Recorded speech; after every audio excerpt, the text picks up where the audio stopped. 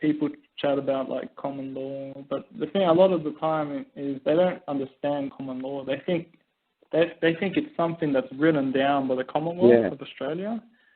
They don't understand that it's not written down anywhere. It's not written down. It was here prior. It was actually here when the Aboriginals were here, because the Aboriginals, they had their own customs and traditions and laws that were passed down by word of mouth. And that was their common law. And what's so funny about this stuff is when you go to traffic court, that's their customs. That's their common law. When you go to divorce court, that's their common. Yeah. That's the common way that they do for divorces in Australia. That's the common way they do traffic tickets in Australia. It's common to them. You walk into their court, that's common to them. You have to invoke it where it's man on man, where it's not the driver, and it's not the police officer, and it's not the motor vehicle office. You know, you have to say, look, I know it's common, the common practice, the common law for you folks is that you're a policeman and I'm a licensed driver. The only problem is I'm not going to practice that common law. The common law, the common belief that I have is that I'm a man and I'm taking my property. It just happens to have 4 wheels on it from point A to point B. Nobody's claimed I've done any harm, injury, or wrong. So you got to let me go. Yeah. You see what I'm saying? So common law is like what? The common way we do it in traffic court? That's right. The common way they do in divorce court or bankruptcy court? Right, that's common to them. It's not common to me. So what's common to me? That I know I'm a man, and I know I'll have duties, obligations, responsibilities to not cause harm, injury to my fellow man. That's it. That's the only common law I understand. All this traffic stuff, bankruptcy, divorce, I don't understand any of that. It's common to you, but it's not common to me. That's what people are getting so confused about. They actually think it's like some written thing. It's like you could go to planet Vulcan, and you could be an Earthling, and you know you better not steal. You know you better not mess with their kids. You know you better not hit nobody in the head with a stick. You don't need it down somewhere. You know it. You just know it. That it's wrong. You can't go in there. I don't care where you go in the universe. You can't just be hitting people in the head with a stick. Yeah, man. It's interesting that you say that, because what I found when I was studying some of the words, and I sort of found how you could say like something that linked them all together was a lot of the words that you talk about pertain to what is like a right, like what's a right. Like a claim is something in which you claim is, you say is right to you and only to you. It's a claim, like, or something you believe is right. You're making a claim, or something you believe is wrong that's been done to you. And that's the same with law. Law is simply, when you really look at it, it's a belief system. It's what's right and wrong. It's a moral. Law is just right. Law is just an opinion of the people at that particular moment of time. It's just sometimes pot's legal, sometimes it's not legal. Yeah. It's a common belief. Right. It's just a consensus amongst the people. It's almost like democratic like that. It's like a consensus amongst the people. If we want to have a civilized society, we must all agree to a certain set of public codes, public practices.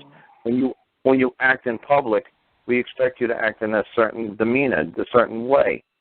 But when you're in private, you can do whatever the hell you want. But in the public, if we're all going to live together as a community, as a group, we expect certain practices and procedures when you step out into the public.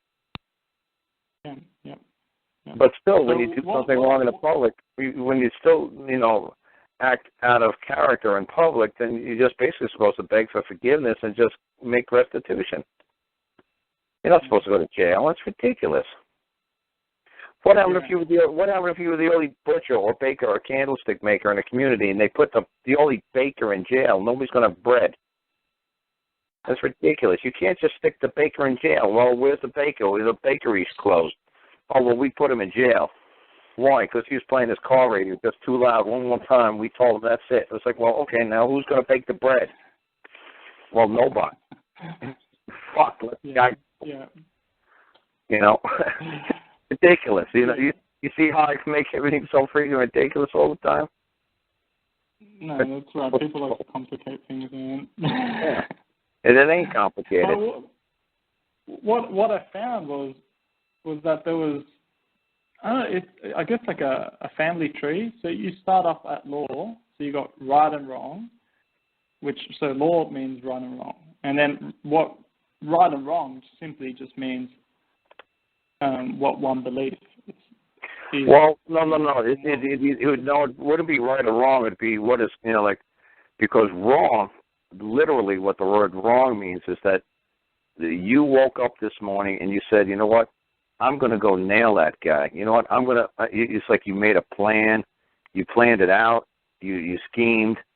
If you work with somebody else, you conspired to actually cause harm, injury, or wrong to another man. See, wrong means you knew what you were doing was going to cause harm, and you planned it out.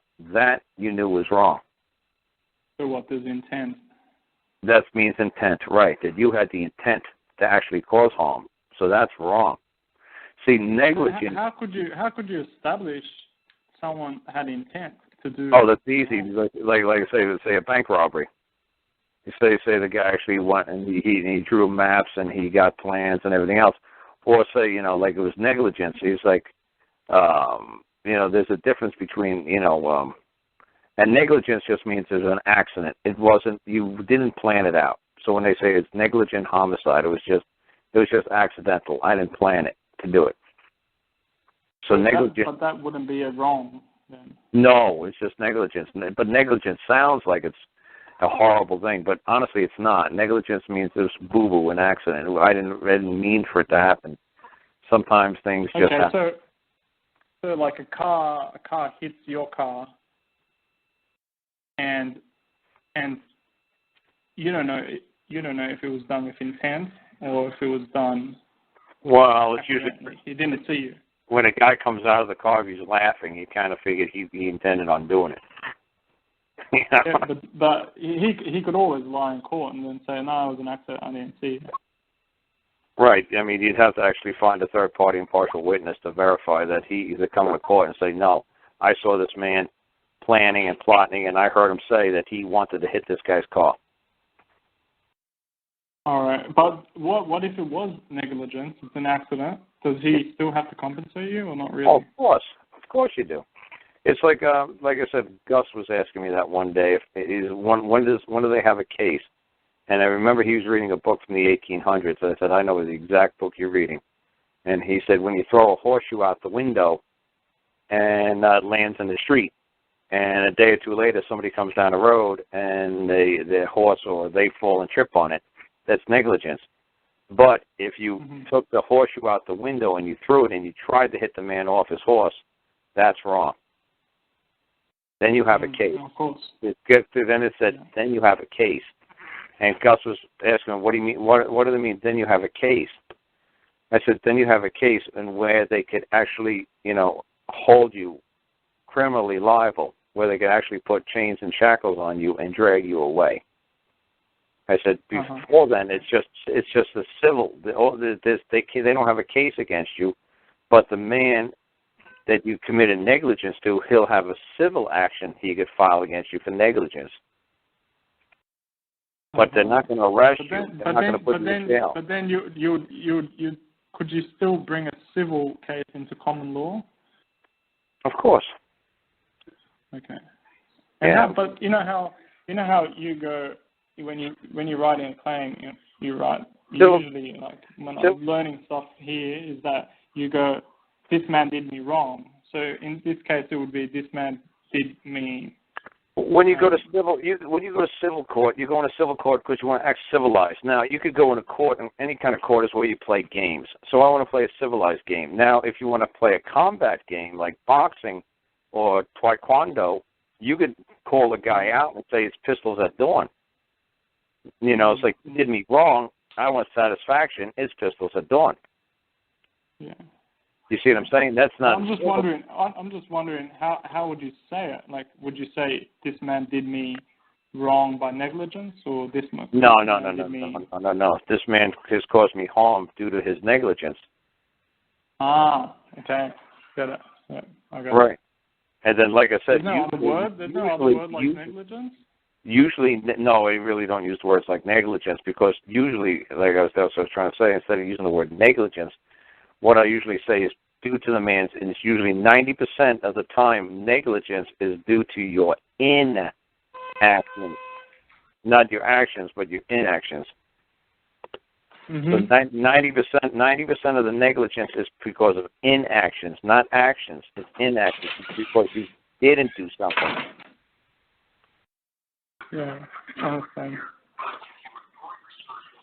You see what I'm saying? Yeah. Yeah. Yeah, But, I understand, man.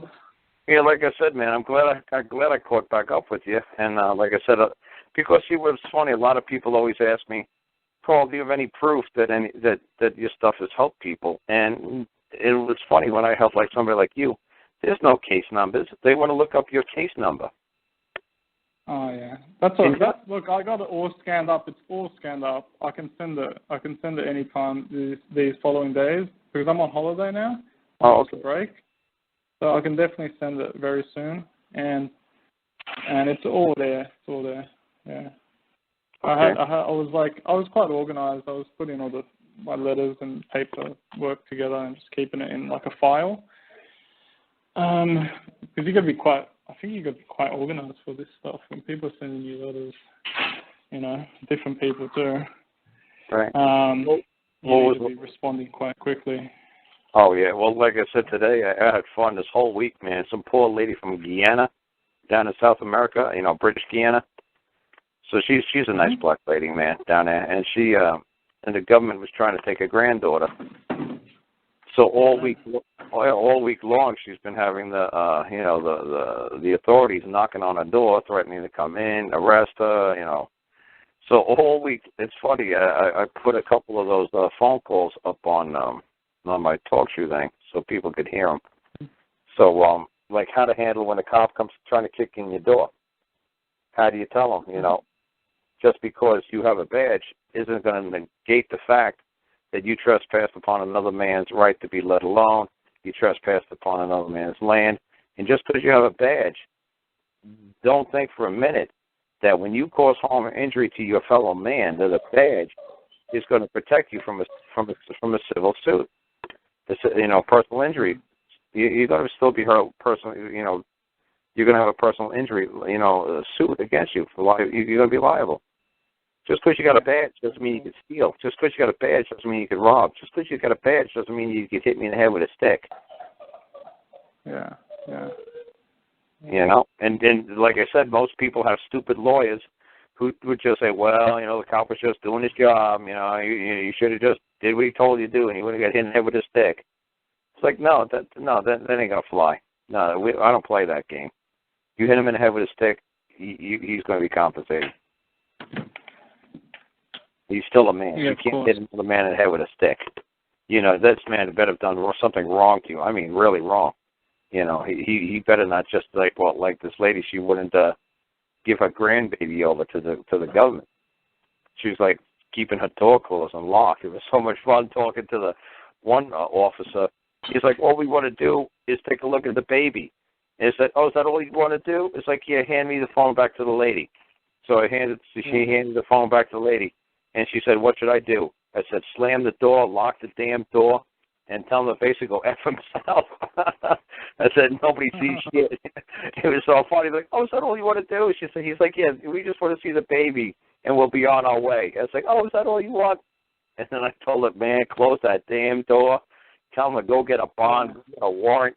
Tell him, hell no. What was fun?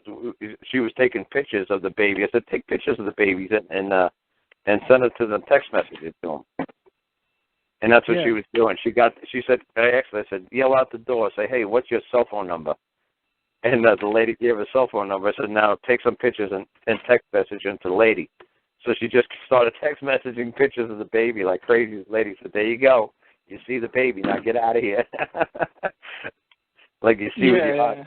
You see with your eyes. You see with your eyes, not with your hands. Yeah. So that you see the baby, good. Get the hell out of here. That's all she said. She said, we just want to see the baby. I said, good, take a damn picture of the baby with your cell phone camera and send it to her. I said, Dad, you wanted to see the baby? There, now go. and it worked great, man. So far, 3 days, man. You know, she's been holding them off. They keep coming back, and I keep talking to the cops on the phone for her, and they've been leaving. So it worked out really nice. Oh, that's good, man. How old is she? Almost two months, but the daughter is 16, 17. And yeah, so the mom is from Guyana. So, you know, it's kind of tough, man. For a lady who's from a foreign country to try to, you know, but she's doing good. You know, she's yelling out the windows and, you know, write everything in the paper. She's doing a really good job. So that's usually what I deal with. I try to help people who have the cops kicking in their door. Yeah, that's what I like. It's really hard for some people. Yeah. Really hard for some people, man. Oh yeah, but that's what I enjoy doing. You know, that I really have a kick over. You know, you guys who have money problems, I really don't work. I have like, more money problems. But when people have someone being taken away, oh boy. You know, I like to really help those people. Yeah. Because those people, they really do need someone that's going to help them. A lot of the time, even when they go for legal aid, the people with legal aid, you know, they come across so many similar cases and they don't really know what to do. They just rely on the system and the system, you know, the system has no feeling. No. And it's funny, man. If you do care, you know, it's funny. I've seen social workers who do care, and it's funny if they do try to care, they're told real quickly to stop caring, or they're gonna, or they're gonna wish they stopped. You know, so it's just a shame. You know, it's just a shame how they, you know, the people might come in there with good intentions, and you know, and they just destroy the people who try to help. Yeah, well, inherently people are good. I think it's just that over time, it's their environment that makes them go a bit heartless. Yeah, well, like I said, I'm trying to keep really close tracks with this lady down in Florida, and she's the lady from Guyana, and so far so good. I mean, she's been holding them off at the door, and they keep threatening to come kicking in the door, and I said, oh, good, so you just communicated a threat. That's lovely. And then, you know, and if I don't do something for you, you're gonna cause injury and harm to my home. Oh, that's good. So that's extortion. It's like, oh, if I don't give you something, it's called extortion. I said, why don't you get your legal department down here, and they'll explain to you what you're doing. Oh, it was a lot of fun. And I told her, I said, yell out the door. Say, hey, there's this man. He's talking to me on the phone. His name is Karl Lentz. And he goes all over the world and helps people get their children back from their property back from crazy governments. I said, yeah, tell them crazy governments. And she said, yeah, he helps people get back their children, their property and their children from crazy governments. She said, what, before you come in my door, you better go Google this guy Karl Lentz.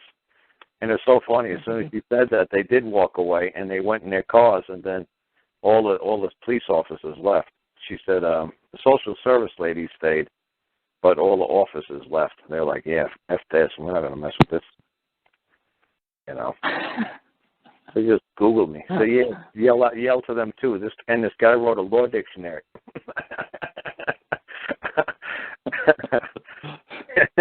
So they left. I was like, yeah, we don't want to deal with this.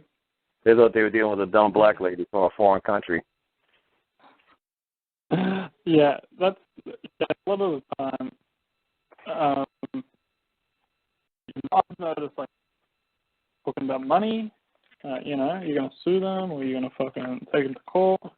Then they like back off and they go, okay. You know, maybe this guy does know something. Maybe we should be a bit careful. I kept saying to the lady, you said, tell them that you want a bond attached to the warrant. And they kept saying, why do you want a bond attached to a warrant? I said, well, what happens if you come into my home and you trip and you break your leg, you're going to sue me because my rug was not on the floor right, and I'm going to get sued for $1 million because you came in my house and you tripped. Or what happens if you come in my house and you trip and you drop a lamp and it starts a fire and we all have to run out of the house and you burn my house down to the ground? Who's going to pay for my house? Or say you come and take my baby, you want to see my baby, and you pick my baby up and you accidentally break the baby's neck and it winds up in a wheelchair for the rest of its life. Who's going to pay for all that? So I need to make sure that before you people come into my house, like I do with the TV man or the phone man or any contractor that comes in my house, I always make sure they have insurance in case they do any damage to my house. So I need to know I need to know your insurance policy. I need to have a bond, and then once you give me the insurance policy, I'm going to call up my lawyer, and the lawyer's going to find out if this bond or if this insurance policy is legitimate, if you really do have funds. And then after I'm satisfied with the bond or the insurance, and then you could come in, but not until. And if you give me a bond, I'm going to call up one of my friends, and they're going to come to the house, pick up the bond, secure the bond, like leave with the bond, and then I'll let you in the house. Yeah. So it was so funny because the cop kept saying, so you're telling us no. And I yelled at him, no, you're not telling them no. You say, absolutely, I want you to come in the house under these terms and conditions. So the cop said, so you don't want to work with us? It's like, no, I want to work with you. You don't want to work with me. It was so funny. She kept flipping it around. They said, okay, so we'll take that as a no. And she said, I want to work with you. Why won't you work with me? Why won't you go get the bond? I require you to go get the bond. It was so funny. They tried to keep saying that she didn't want to work with them. Yeah, they always do that. They do that shit here. Like they try to twist words around you and. Right, but you have to jump up and say, no, I absolutely want to work with you. It's like, well, you don't want to cooperate. Of course, I want to cooperate. I love cooperating. Just give me an order, make sure it's bonded, and I'm going to make sure I'm going to put the bond into escrow, just in case anything goes wrong. So go get the bond. So you're telling me no, I can't come in. I'm not saying you can't come in. I'm saying you can come in if you do all of these things. If you do all of these things, you're more than welcome to come in. But you have to do all these things first, like wipe your shoes, take off your shoes before you come to my house. No guns. You walk into my house, whatever you walk in with, you leave with. You don't pick up anything in my house and steal anything. You don't walk away. You don't rob anything from me. You come in my house and you leave my house. You put it all in writing that you're not going to steal anything, you're not going to rob me, you're not going to pick up any of my property and walk off with it. We're going to put this all in writing, we're going to sign it. Right? And no. Well, so, well, then you can't come in until you do all that. You're not going to let us in. I do want to let you in, but these are the terms and conditions. Just like if I got to go to your courthouse, what do you tell me to do? I got to take off my hat. I got to sit down. I got to stand up. You give me all these rules. So it's so funny. It makes sense. Yeah, so it's just a lot of fun. And it drives them effing crazy because you're not saying no. It's like, so the lady said, no, you can't go in the house. It's like, well, she didn't say no. It's like, okay, well, then what did the lady say? Well, she said, first we got to do this, then we got to do this, then we got to do that, then we got to do You set your conditions. That's right.